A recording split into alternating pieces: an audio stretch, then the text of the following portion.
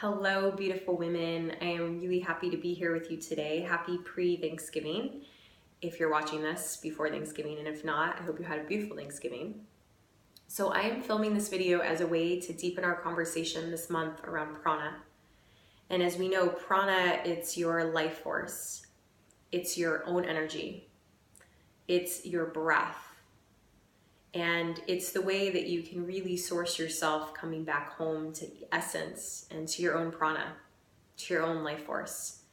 And it's important, why are we diving into this more deeply is if we go into the essence of everything we're up to in this program, and then everything we've connected in on around containers, having an awareness of how your prana circulates in your body, being aware when your prana is too far out or when it's too far in, or there isn't a circulation happening internally throughout your whole body, it can bring, in that deepened awareness, it can bring you back to making choices and taking persistent and consistent action to support the flow of your own energy so that you live feeling really alive and connected to yourself, even through the many cycles and rhythms of that.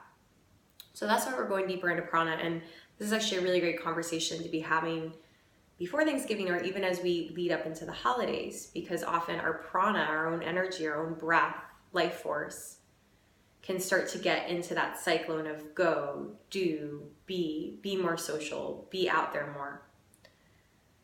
At any point in the cycle and rhythm, not just in the holidays, it's important to have that awareness of prana. Yet I think it's going to be a really great conversation that we're having as we lead into the holidays, so that you don't run the risk of your prana, your energy being either scattered or too much in or too much out, that you can feel like a nice flow with your prana. So when we talk about prana, the thing that I want to share on this video today is the vayus. Vayu means wind, it means air, and the vayus in yoga, there's 5. There's actually many more, but there's a categorizing of the 5 that are the main vayus. It's the way that prana, that your breath, that your own life force circulates in your body. Now, why do you need to know this? Because I definitely would have that question if I were you. It goes back to what we were just talking about. So to the knowing of this, the knowing of the different ways that prana moves in your body will help support you in feeling more in connection, in coming back, excuse me, to your own body, to your own energy, so that you don't go so far out or so far in. So I'm going to explore with each of you the 5 different vayus and to have a deepened understanding so that you can start to become aware of the different ways prana moves in your body. So the first vayu is called prana vayu. So it's actually called after prana. And prana vayu, it's the way that energy and breath moves in. So it moves in towards you and it moves up. You can think of prana vayu as your inhale. It's that in and up action that your energy circulates. It's the energy of prana vayu is the energy of receiving. It's the way your body receives. So it receives, it governs food intake. It governs water intake. It governs the breath intake. When this is moving in harmony, things are flowing. Things are flowing in that receptive space of moving in, moving in, moving in, moving in. In the yoga practice, and each one of these I'm going to share just how that relates to also the asana practice. When your prana vayu is in flow and harmony, that's more of that in and up energy.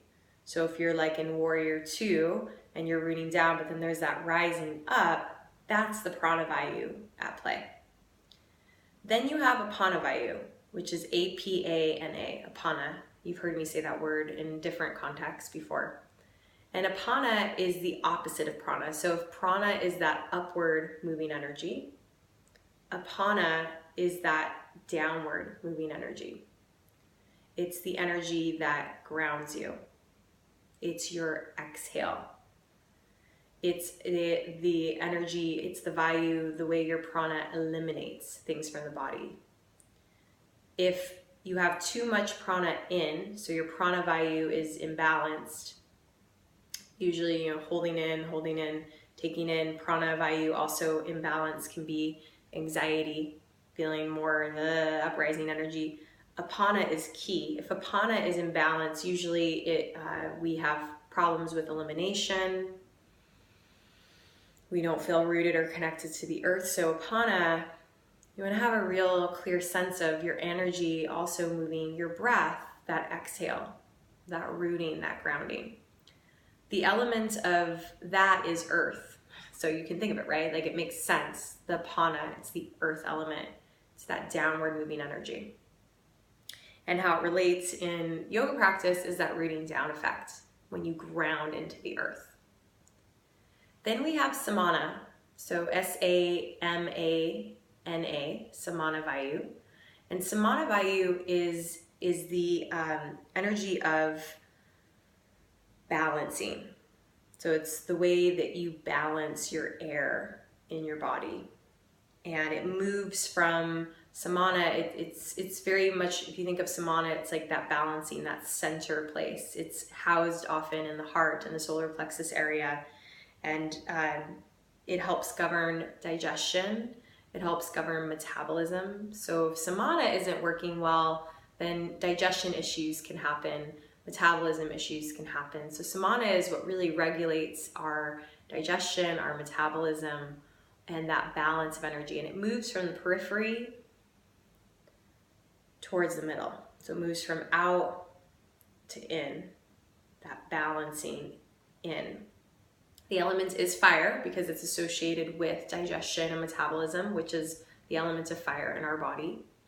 And samana, when you think of it from the yoga practice perspective, it's about drawing from out to in, so that when you feel like you get that strong rooting in connection to your body, that's samana.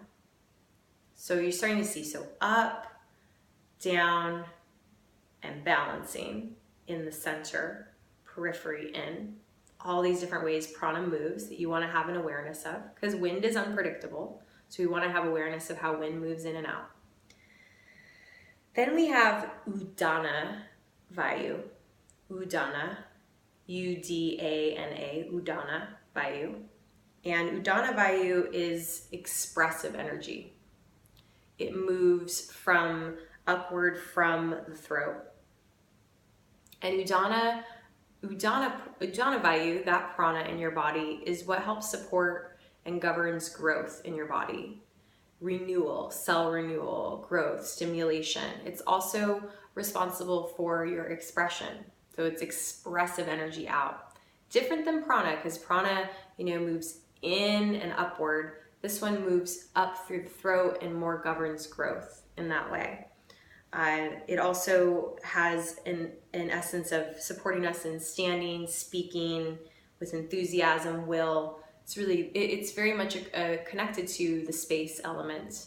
So space is the element there, and it's connected to our expression, udana. In a yoga practice, udana, how to balance that and all the pranas working together so that you feel in harmony in your body.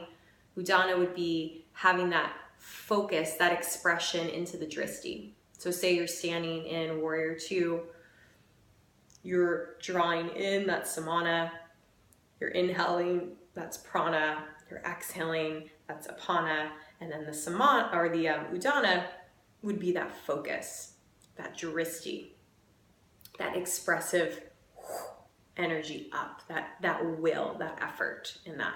And when I say effort, I don't mean over effort in that way. And then the last one is Vyana vayu. So it's V-Y-A-N-A, Vyana vayu. And it's the coordinating energy that connects and integrates the whole body. So Vyana is the energy that circulates it all. It circulates all the energy through and it integrates it all. And it's outward moving energy. So in samana, it moves from out to in. Vyana moves from in to out. So you can think of it almost like the sun. It moves in and it radiates out. And it governs circulation within the whole body. So if Vyana isn't in balance, it often is can create circulation issues or feeling of heaviness or blocked or stuckness. And the element here is water. Makes sense, right? Because you have the circulation of everything moving through the body. How that relates to the yoga practice, if we go from there, it would be the circulation of it all. So if I'm in Warrior 2, let's just break it down again. Warrior 2, prana, drawing me up and open. Apana, rooting me down and in. Samana, drawing me in to the center. Udana, drawing me up into a focus, drishti. And Vyana is the circulation, the integration of it all that helps support and govern that, which I think is really cool. So those are the 5 pranas. And what I'd love to toss to you all is just to start to notice and have this level of awareness of how your prana moves in your body.